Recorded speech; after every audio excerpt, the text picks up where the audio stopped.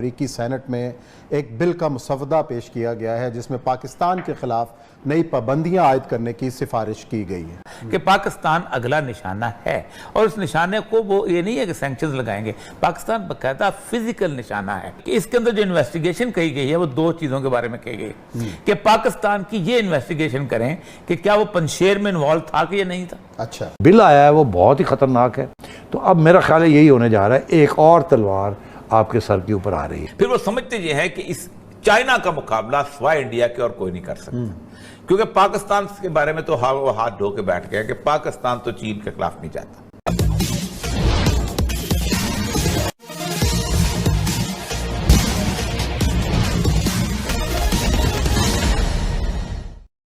America के संसद में एक बिल पेश किया गया है जिसमें पहले पाकिस्तान और फिर चाइना पर आर्थिक प्रतिबंध लगाकर नकेल कसने की तैयारी माना जा रहा है।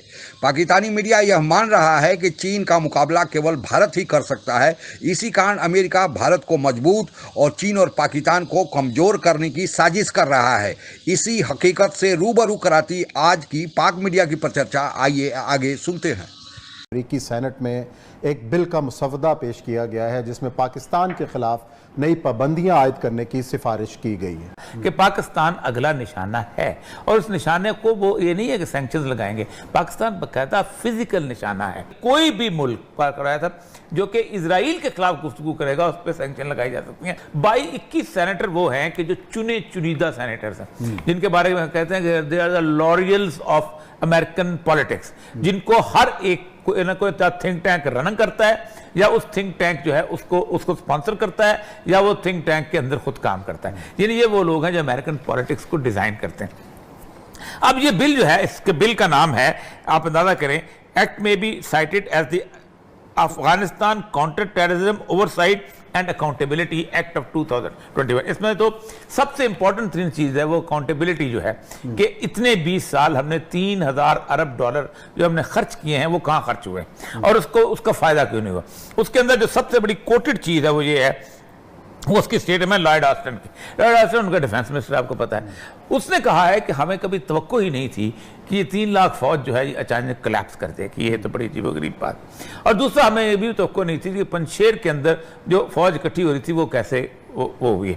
इसीलिए आप याद रखें कि इसके अंदर जो इन्वेस्टिगेशन कही गई है वो दो चीजों के बारे में कही गई कि पाकिस्तान की ये इन्वेस्टिगेशन करें कि क्या वो पंजशेर में इन्वॉल्व था कि ये नहीं था। अच्छा, ये बकायदा मेंशन, मैं अभी पढ़ के सुनाता हूं। ये तो वही सारे इल्जाम हैं। The United states government can strengthen, मजबूत कर सकती है डिप्लोमेटिक, सफारती, इकोनॉमिक, माशी and defence cooperation with the government of India.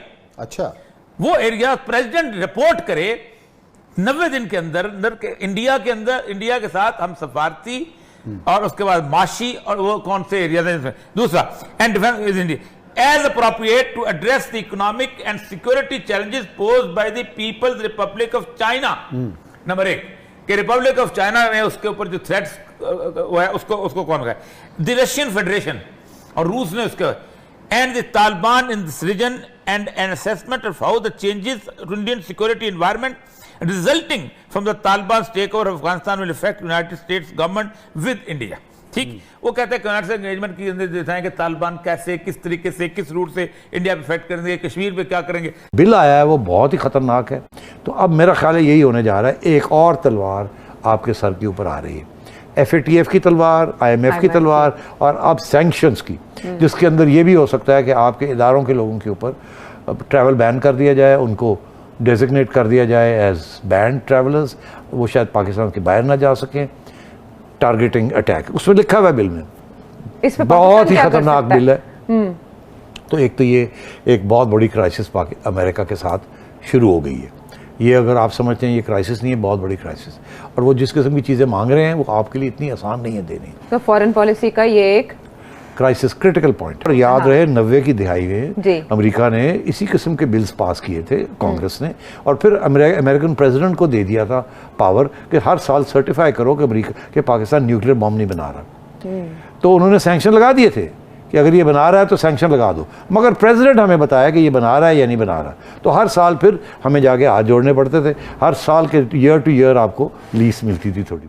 1991 के पहले अमेरिका के साथ सोवियत संघ भी एक सुपर पावर था, यानी दुनिया में दो सुपर पावर थे।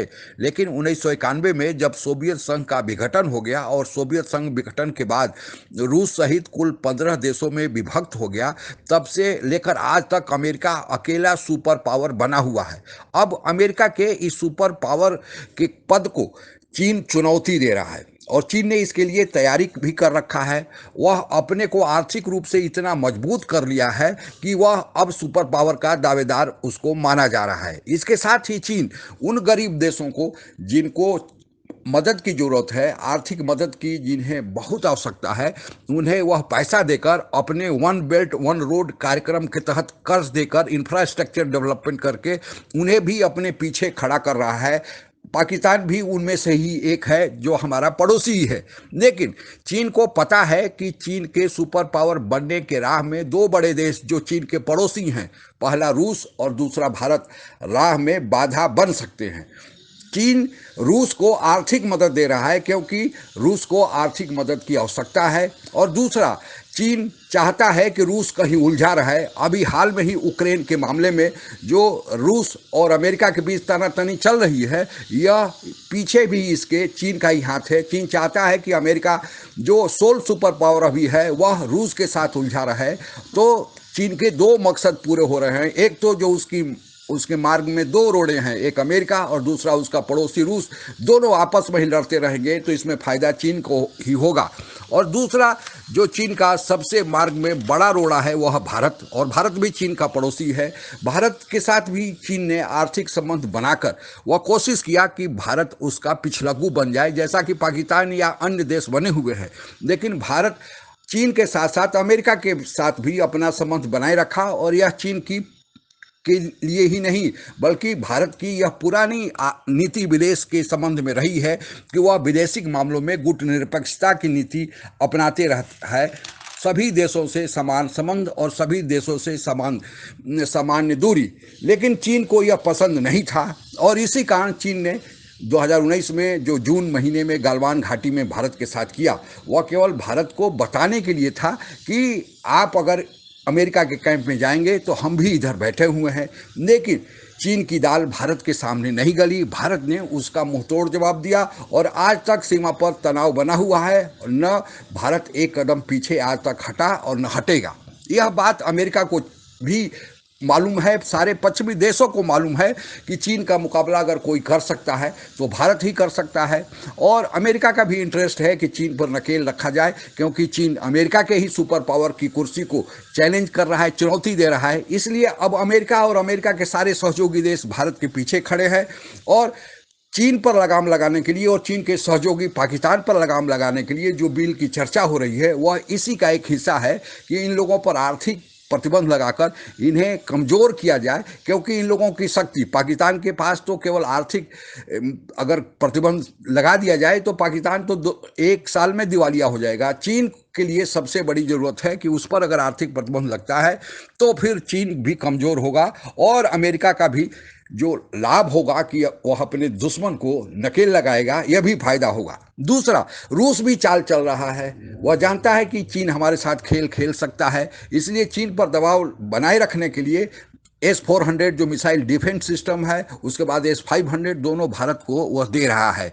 अब चीन जानता है कि जो रूस उसको मिसाइल, भारत को मिसाइल डिफेंस सिस्टम दे रहा है, उसका प्रयोग चीन के खिलाफ होगा। लेकिन चीन भी नहीं बोल सकता क्योंकि रसिया को उसकी ज़रूरत है, और रसिया भी चीन पर दबाव बनाए हुए है और मिसाइल डिफेंस सिस्टम भारत को दे रहा है, जानते हुए कि भारत का चीन के साथ तनाव सीमा पर चल रहा है। इसके अलावे भी अमेरिका भी फंसा हुआ है।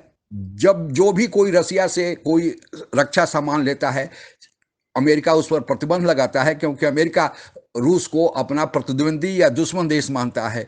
अभी हाल में ही तुर्की ने रसिया से S-400 लिया था, तो तुरंत ही आनन फानन में अमेरिका ने तुर्की पर प्रतिबंध लगा दिया। लेकिन वही प्रतिबंध S-400 के लिए भारत पर नहीं लगा रहा है, क्योंकि अमेरिका को पता है कि अगर चीन पर नकेल कसना है तो भारत की उसे ज़रूरत पड़ेगी ही पड़ेगी। तो अंतर्राष्ट्रीय राजनीति बहुत दिलचस्प होते जा रहा है। हमारा फायदा इसी में है कि हमारे दो दुश्मन पाकिस्तान और चीन पर नकेल कसा जाए, चाहे अमेरिका कसे या कोई और देश कसे। आज के लिए बस इतना ही। जय हिंद। आप अगर हमसे जुड़ा रहना चाहते हैं तो कृपया मेरे चैनल को सब्सक्राइब करें तथा बेल आइकन भी दबा दें ताकि नई वीडियो की जानकारी तुरंत आप तक पहुंच जाए। धन्यवाद। जय हिंद।